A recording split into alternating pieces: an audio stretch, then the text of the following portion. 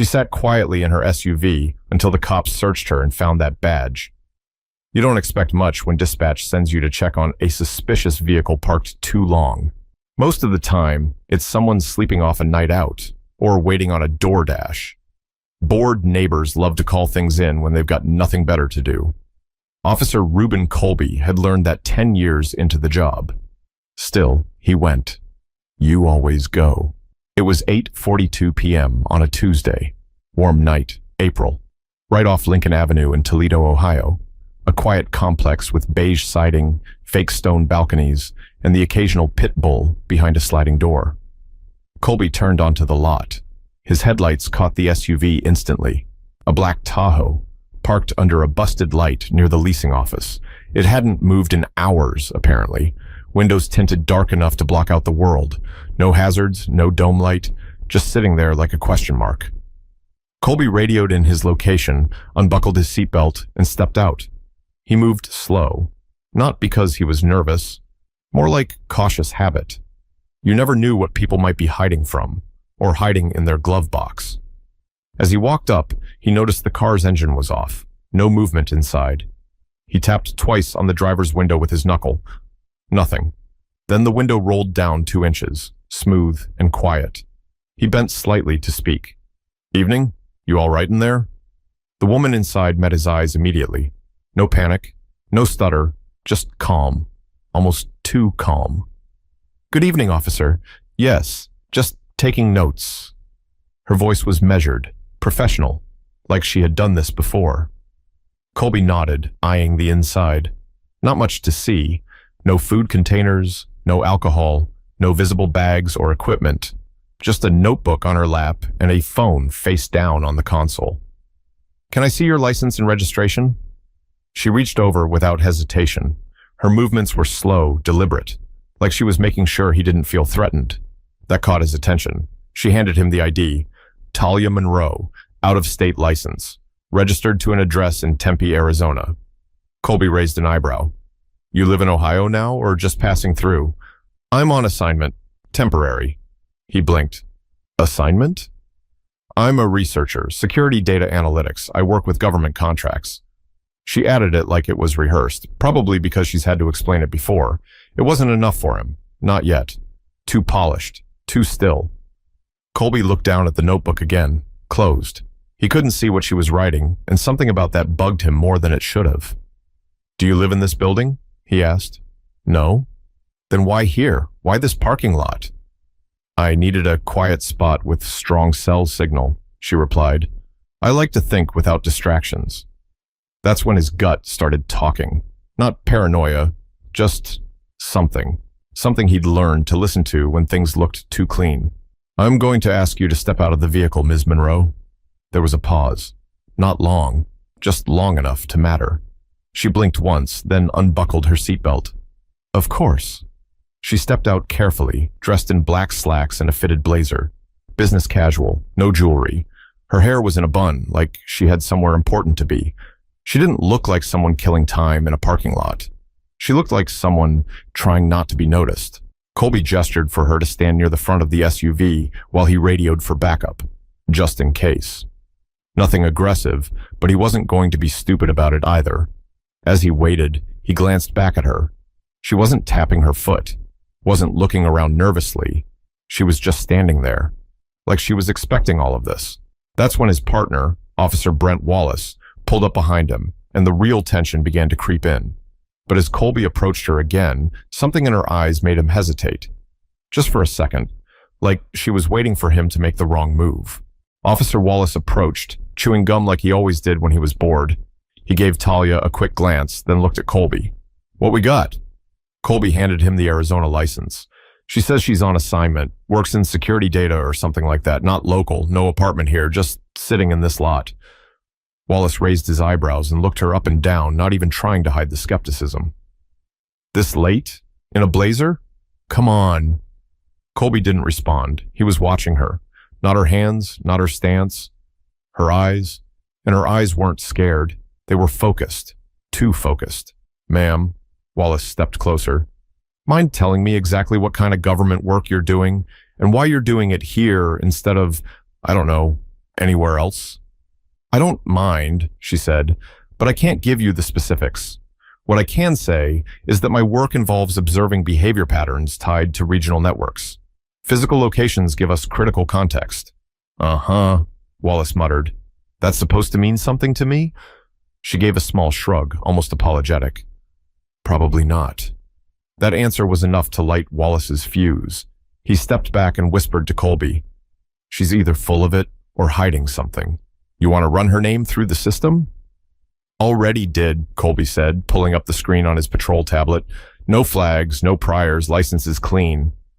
She's not acting like a regular civvy. Nope. Colby turned to Talia again. I'm going to need to check the inside of your vehicle. She looked at him, still calm. On what grounds? You're in a private lot where you don't live, with no stated business after dark. You say you're doing government work, but haven't presented any proof of that. I've got enough to ask you to step back while we take a look. She didn't argue. She just sighed, quiet, almost like she was disappointed. Not scared, not frustrated, just tired. Back of the SUV is unlocked, she said. Everything else is locked. Wallace opened the back. It was clean. Clean in a way that made Colby more uneasy. 2 changes of clothes, a car charger, a bag of almonds, and a laptop bag with no visible tech. No trash, no receipts, no sign of life. Then Colby noticed the Velcro rectangle stuck to the side panel, like something had been removed. Did you have a tracker here? Her eyes narrowed for the first time, not in anger, in warning. I think you should stop now. Colby took a step back. That tone, it wasn't fear, it was something else, something that didn't belong to a civilian. Ma'am, I'm going to need you to place your hands on the hood. Talia looked at him for 3 full seconds, then turned and did exactly what he said. Wallace put on gloves and started a quick pat-down. That's when it happened. She spoke, not loud, not rushed, just clear. Left inside pocket. Wallace paused. She repeated, left inside pocket, carefully. Wallace reached in, and what he pulled out changed everything. It was a leather badge wallet. He opened it slowly. Gold seal, Department of Justice. Then the letters, FBI. Oh, hell, Wallace breathed. Colby stepped forward and took the badge. It felt heavier than it looked. His fingers pressed the seal like it would burn. Special Agent Talia Monroe, Organized Crime Division. She turned around slowly, looking Colby straight in the face. You just compromised a 6-month federal investigation. But she didn't yell. She didn't threaten. She just let the silence carry the weight, and that made it worse. Officer Wallace took a full step back like he'd just grabbed a live wire. He stared at the badge, then back at her. You're FBI? He asked, still holding it like it might explode. Talia Monroe didn't move. Yes, and I need that back. Colby handed it over, but he couldn't stop staring. Organized crime? She tucked the badge away and adjusted her blazer, calm as ever. Yes, embedded assignment, long-term surveillance. Wallace scoffed. Surveilling what? In a parking lot in Toledo? Talia tilted her head like she was weighing how much rope to give them. I'm watching a known associate of an arms trafficker who launders money through real estate fronts, she said. That beige building over there, Unit 3B? The guy who moved in 6 weeks ago? Name's not real, identity's not real, but he's real, and dangerous. Colby blinked. His mouth felt dry. This wasn't just someone overthinking their job. This was real. How dangerous are we talking? He asked. She turned toward the complex, voice lower now. Enough that I've got a panic phrase built into my check-ins. Enough that if he saw you two search me tonight, he might already be trying to cover his tracks. Wallace put his hands on his hips. This is insane. You should have told us. Flashed your badge the second we got here.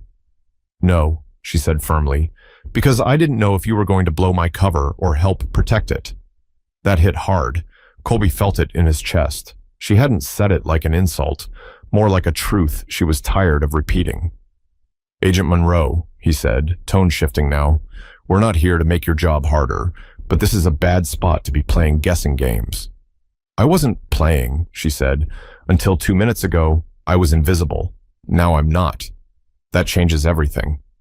Colby looked back toward the apartment building. A single light was on in Unit 3B, curtains drawn, no movement. But now he was wondering, had they already been seen? "You think he saw us approach you?" he asked. Talia paused. Maybe not. But I guarantee he's got motion cameras in the lot. My Tahoe's parked right in his sightline on purpose. I built trust. I made myself boring. Until now. Wallace kicked the gravel near the curb. "So what happens now?" She opened her passenger door and pulled out a slim black case. Inside was a sat phone, a secure tablet, and a small pistol in a holster. All registered, all clean. "I need to contact my SAC," she said. "That's my special agent in charge. He'll assess whether we need to move early or salvage what's left." Colby nodded, but something was twisting inside him. Guilt, frustration, or maybe the creeping sense that they'd just stepped into something way above their pay grade. "You should have had someone watching your six," Wallace muttered. "I did," she replied sharply, "until last week when they pulled my backup due to budget reshuffling. That's why I was alone tonight." There was silence after that. Heavy, uncomfortable silence. Colby took a slow breath. "What do you need from us right now?" She looked at him for the first time like he was useful. "I need you to not panic. Not go knocking on any doors, and definitely don't alert the guy in 3B that anything's changed." He nodded. "And what are you going to do?" She tapped her tablet. "I'm going to warn my SAC that we've got a problem. And if I'm right, we don't have much time before that problem moves." Wallace stepped away, rubbing the back of his neck. "I just thought we were checking on someone scrolling TikTok." Colby didn't say anything. He was staring at the apartment again. The porch light was off now. Had it been on before? "Agent Monroe," he said quietly, "what happens if this guy runs?" She looked up from her tablet. "Then you'll get to see exactly what I was trying to stop." But before Colby could ask what that meant, her sat phone buzzed, and the message flashing across the screen made her eyes go sharp, like a wire had just snapped inside her. Talia's thumb hovered over the sat phone screen, then she tapped it and held it to her ear. "Yeah, this is Monroe. Go." Colby and Wallace stood nearby, silent, waiting. She listened. Eyes didn't blink, no wasted movement, just sharp breaths and sharper focus. "Who saw it?" she asked. Pause. "Was it from the north cam or the west?" Another pause. Colby glanced at Wallace. Wallace mouthed, "What the hell is happening?" Talia kept listening. Her tone shifted, lower, tense. "How long ago?" Silence. "Understood." She ended the call, slid the phone into her coat, and turned to them. Her voice was clipped, no room for argument now. "We've got a breach. They saw you two walk up. Facial recognition tagged your patrol car the second you pulled in." Colby's stomach dropped. You said it was one guy." "It was," she said, "until tonight. He's not alone. I've been suspecting for weeks he was a courier. Turns out he's also a coordinator. And tonight, he was expecting a drop." Wallace stepped forward. "Wait, you're telling us we walked into an arms deal? In a parking lot behind a damn leasing office?" Talia didn't answer right away. She looked down the row of buildings, her jaw tense now.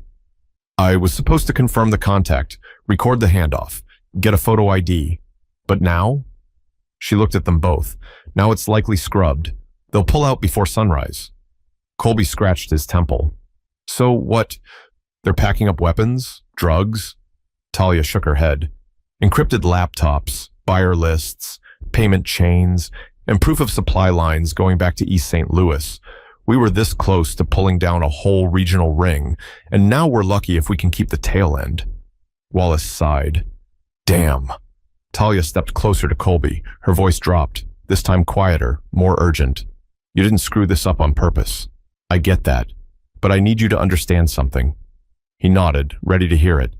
"There are people in that unit right now who will disappear by morning. And the ones who replace them?" She leaned in. "They won't be doing surveillance. They'll be tying up loose ends." Colby felt the blood leave his face. He thought about the families living nearby, kids, teachers, nurses, all unknowingly sitting on top of something dangerous. Wallace crossed his arms. "So what do we do? You calling in a task force?" Talia hesitated. "Not yet. They'll scatter if we come in loud. Right now, we try to contain movement. I've got one surveillance van still on rotation. I'll call them in." Then her eyes flicked toward the sidewalk. A man was walking a dog across the parking lot. Just a neighbor, nothing out of the ordinary, except for the quick glance he threw toward Talia. Not the officers, her. Talia's hand moved slightly toward her blazer. Colby tensed. "You know him?" She didn't answer. Instead, she whispered, "Don't react. He wasn't here before. He just appeared." Wallace glanced over, but too late. The man and the dog were already walking behind the building. Talia pulled her sat phone again, dialed fast, walked toward the Tahoe as she spoke. Colby followed. Was that him? Could be. Could also be someone signaling that they've already dumped the evidence. Either way, I'm not waiting for confirmation. She opened her SUV door and popped the center console, pulled out a photo. Black and white, grainy, surveillance. The man with the dog, same profile. "I knew that face," she said, pressing it into Colby's hands.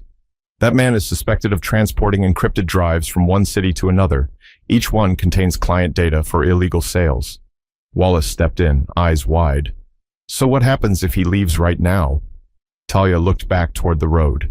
"If he leaves and we don't stop him, the entire operation resets. Everyone goes underground. People die."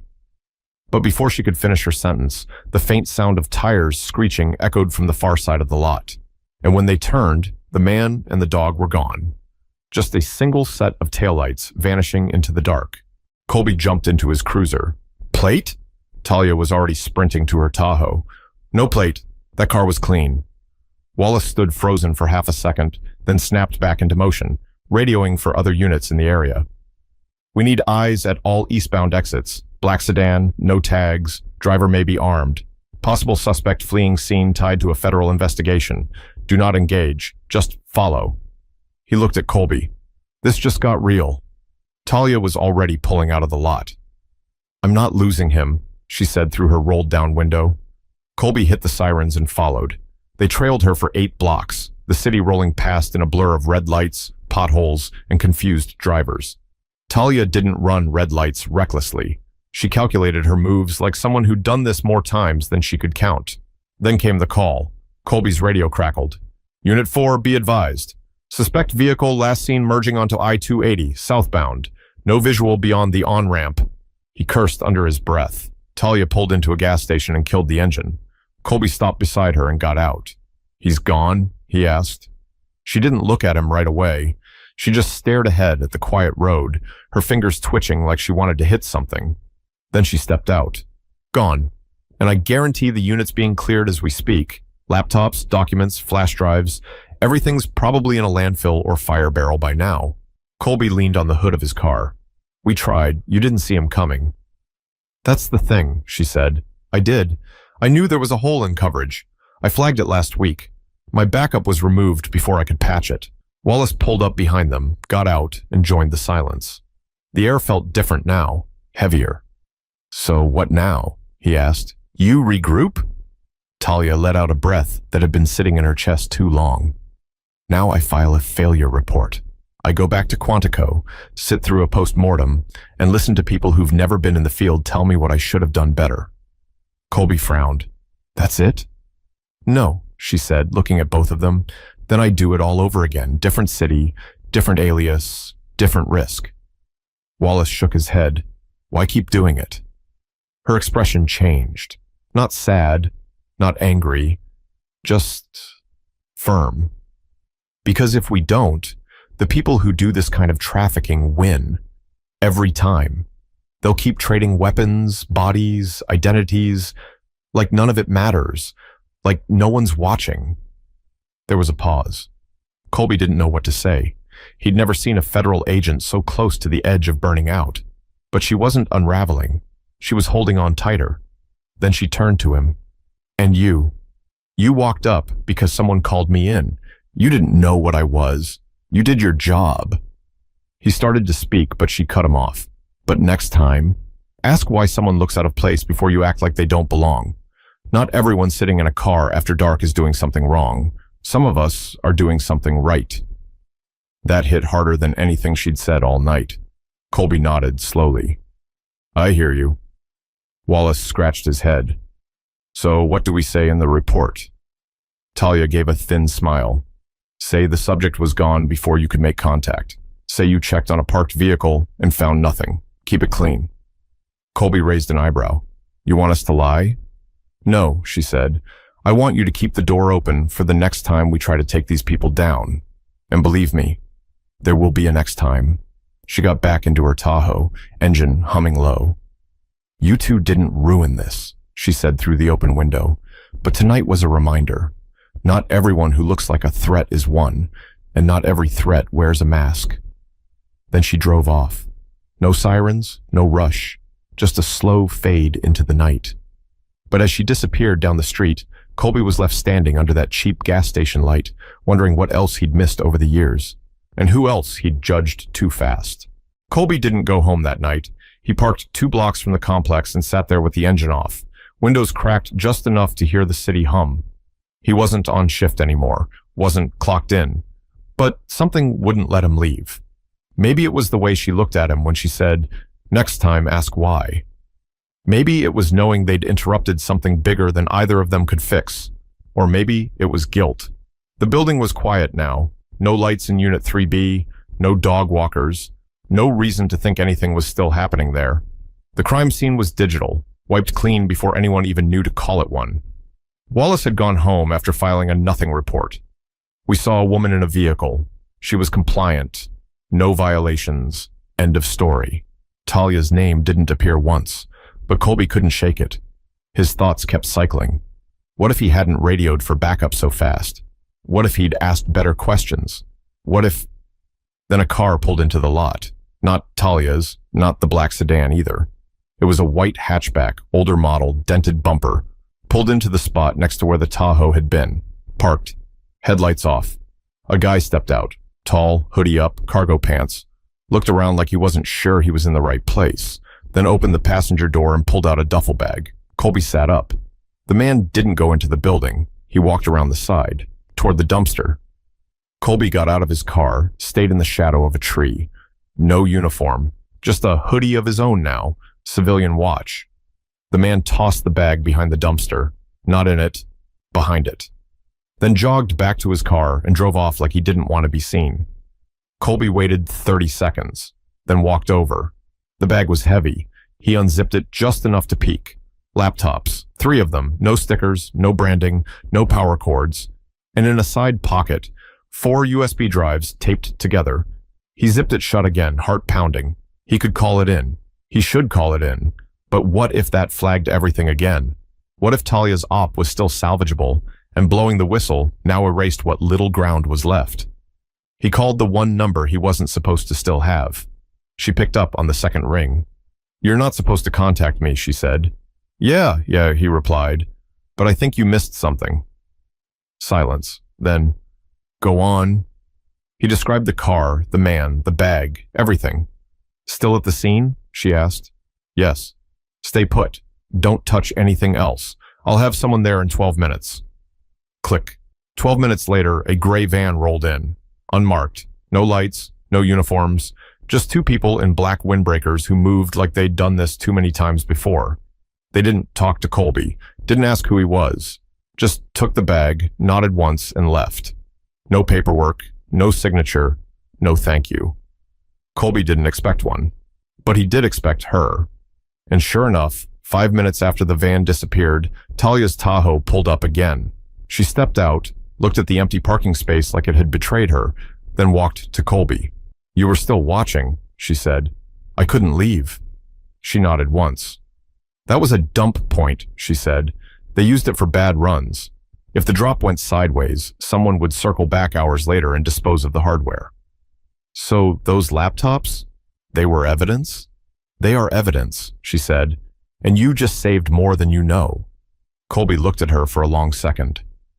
"You're going to make it stick this time?" She didn't smile, but something softened. "We might." But before she could say more, her phone lit up again. And when she saw the name on the screen, her expression hardened.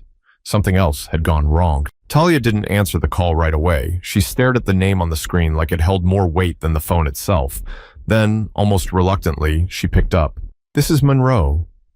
Colby couldn't hear the voice on the other end, but he didn't need to.